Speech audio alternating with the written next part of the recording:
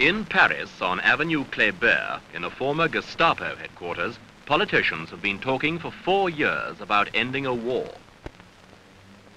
Once a week, on Thursdays, diplomatic cars arrive at the conference center, bringing delegates to talk about a war in which nearly 1 million men have died, the Vietnam War. From North Vietnam, Mr. Xuan Thuy. He arrived in May 1968 when the talks opened. Since then, he and his colleagues have been joined by representatives of the Viet Cong, led by Madam Thai Binh. From the United States, Mr. Henry Cabot Lodge, one of a list of high-level diplomats who have handled the grueling negotiations on behalf of the nation most anxious for peace in Indochina.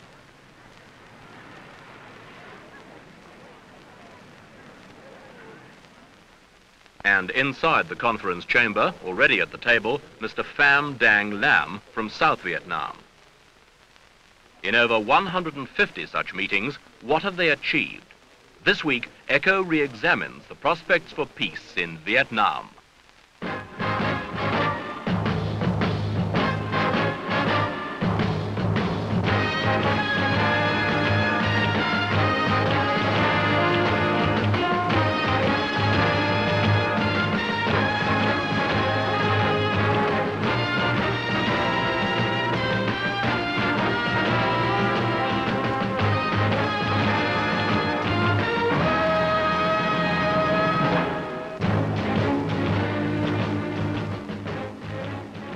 The truth of the matter is that the Paris peace talks, hailed as a major breakthrough in 1968, have by 1972 achieved nothing. The delegates still turn up, make accusatory speeches, and leave.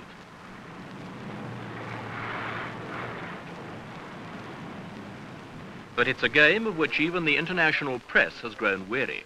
Talks which began in farce with arguments about the shape of the conference table have degenerated into sterile tragedy. Week in, week out, the delegates play their parts, but it's all become nothing more than a puppet show without an audience, and there's nothing to comment on anymore. Everything that could be said in public has been said, and in the meantime, the war goes on and the casualty lists mount, for the reality of Vietnam is 10,000 miles from this place.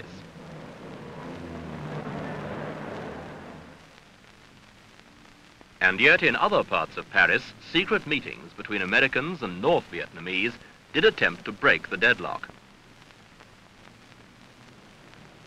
The American initiative was led by President Nixon's special advisor, Dr. Henry Kissinger.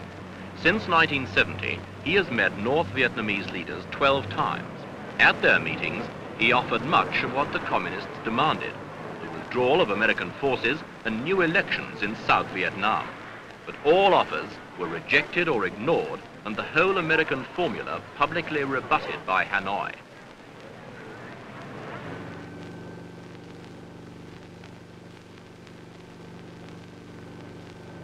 This is South Vietnam. To take a realistic view of this country is to recognize that peace is as far away as ever. In truth, there can never be peace here as long as the North Vietnamese maintain their efforts to overrun the South. Politically, historically, and ethnically, the North and the South do not mix. They were fighting each other 1,000 years before Vietnam became a household word.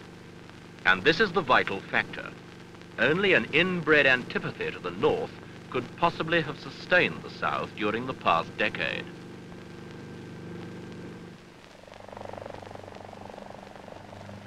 But even a massive commitment to war cannot obscure South Vietnam's growth. For example, it depends on rice.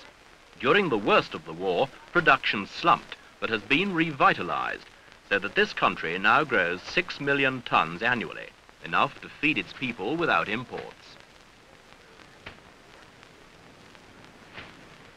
New agricultural techniques, along with new strains of rice plant, have taken root in the paddy fields. The acreage under irrigation will double in the next 4 years. Additionally, 1/3 peasants have been given their own land in a program of agrarian reform.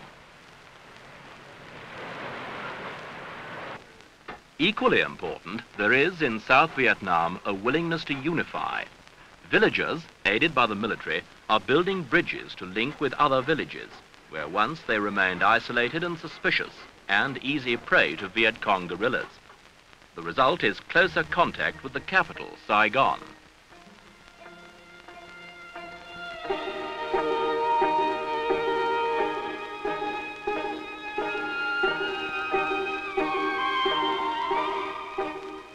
The Mekong River connects South Vietnam with the outside world, serving as an artery for the nation's trade and commerce.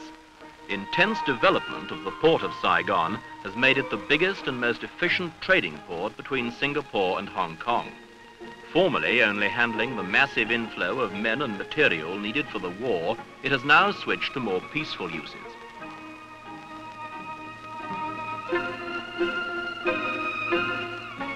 More than 8 million tons of cargo are handled annually in Saigon, a port of call for nearly 6,000 ships every year.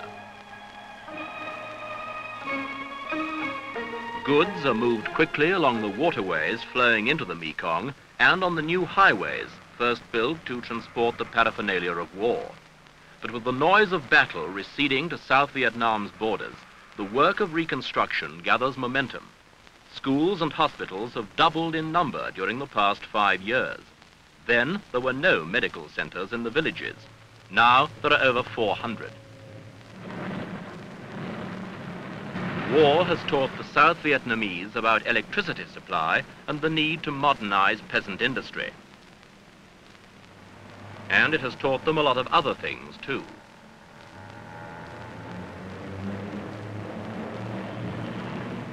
Nobody under the age of 30 in South Vietnam knows what it is like to live under any but wartime conditions.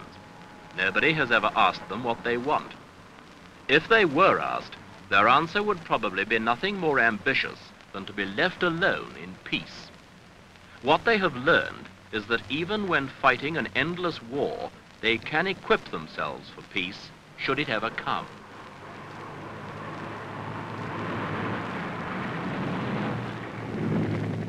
But will it ever come? The answer lies in the tortured thinking of the men in Hanoi and Peking.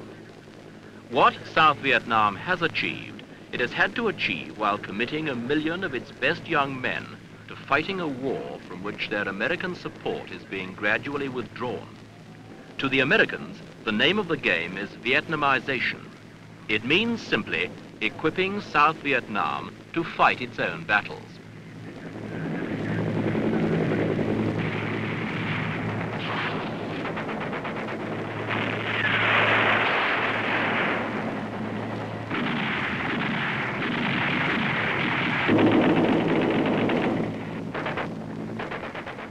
With American air support, South Vietnamese troops are still engaged in the endless, weary, bloody business of war. The North Vietnamese and the Viet Cong are still there, and they will not go away until or unless politicians tell them to do so. And all efforts at peace having founded on the intractability of the communist side, there would seem to be little hope of peace. For this is a war that nobody can win.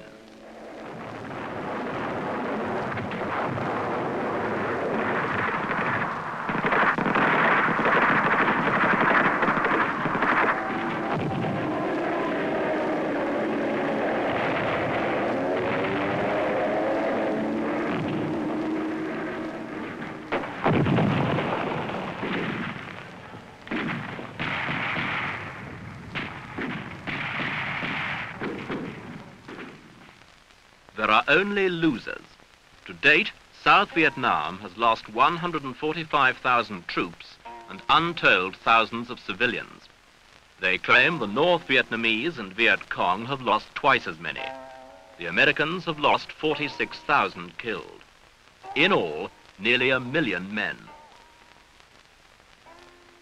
That is the background to all the talks and secret negotiations in Paris, 10,000 miles from where the action is. And yet, if that talking has achieved nothing, at least the South Vietnamese can claim some victories. Most important of all, they have survived.